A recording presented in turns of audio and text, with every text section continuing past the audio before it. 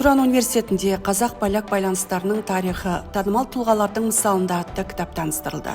Тарихы терең құнды кітаптың авторлары білікті заңгер, тарихшы, Варшава университетінің саясаттану мамандығы бойынша докторанты Жандос Қарынбаев пен поляк жерінде ұзақ жылдар бойы еңбек еткен тәжірибелі дипломат, Қазақстан Республикасының Бельгиядағы төтенше және өкілетті елшісі Марғұлан Баймұхан.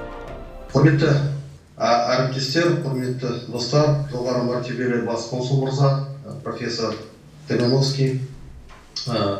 Үлкен рахмет маған осындай шараға шақырып мені осы пікір алмасып, осы кішкентай презентация жасауға. Өздеріңіз білесіздер, осы араңызда бүгін профессор Гүлзахар Көкебаева деген осында жақсы біледі, қанша мың Қазақстан атаулыларымыз сол жерде 60 мыңдай қаза тапқан. Жандос мырзаға екеуміз біздің кітабымызда қазақтар мен поляктар осындай байланыстарды тарихымыздағы танымал тұлғалар туралы деректер арқылы көрсету жөн деп көрдік. Себебі жаңа айтып кеттік, профессор мырза өзіңіз де айтып кеттіңіз, Женфиль Мұратбеков біздің қарым-қатынас өте терең. Осы белгілі тұлғалар да бар екі жақтан.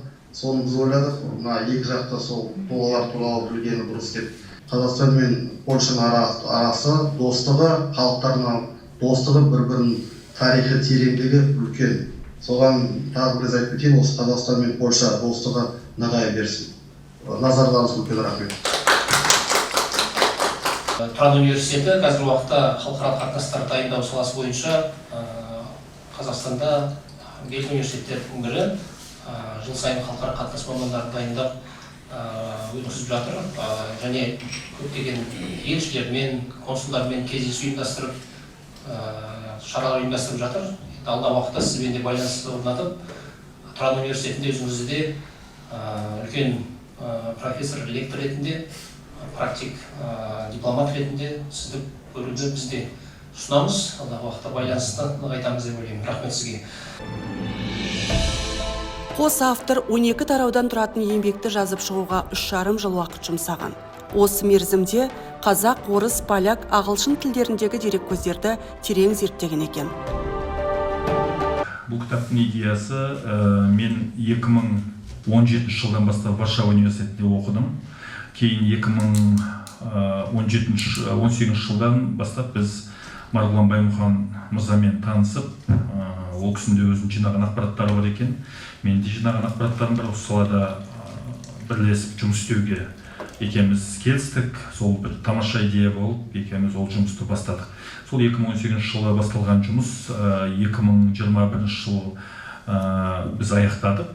Бірақ та түрлі жұмыстарға байланысты, пандемияның кезіне байланысты бұл жұмыс біршама ұзап 2022 жылы біз презентациясын жасадық. 2022 жылдың қыркүйек айында алдымен Варшавада жасалды.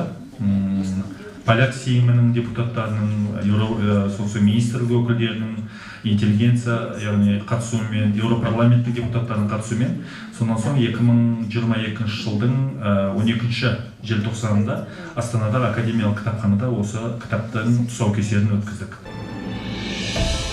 Қазақ пен поляк тағдырлас ұлттар. Сондықтан кітап қос халыққа ортақ мұра, әрі екі ел арасындағы алтын көпір. Ja очень рад, что я мог участвовать в следующей конференции. История очень важна. Я не историк, но мне кажется, что история это важный преподаватель жизни. И нам надо познакомиться, чтобы вместе. Я уважаю, что Польша и Казахстан тоже у нас похожая история была. У нас были местные проблемы, ответы, которые нам надо было решать раньше. Не только конференция, но, например, маленькие встречи экспертов, чтобы мы могли поговорить подробно о интересных вещах для Казахстана и для Польши. Спасибо. Жинаққа айдауда жүрген кезінде қазақтар туралы алғашқы поэма жазған Густав Зелинский, Шохан Уәлихановтың ұлты поляк ұстазы Глярий Ганцевский, саяхатшы, суретші, Маңғыстауда айдауда болған Бронислав Залесский, Алматы қаласының дамуына ерекше із қалдырған архитектор, инженер Ян Козел Паклевский, ұлы абаймен достық байланыс орнатқан Северин Гросс, музыка зерттеушісі, композитор, этнограф Александр Затаевич туралы мәліметтер енген.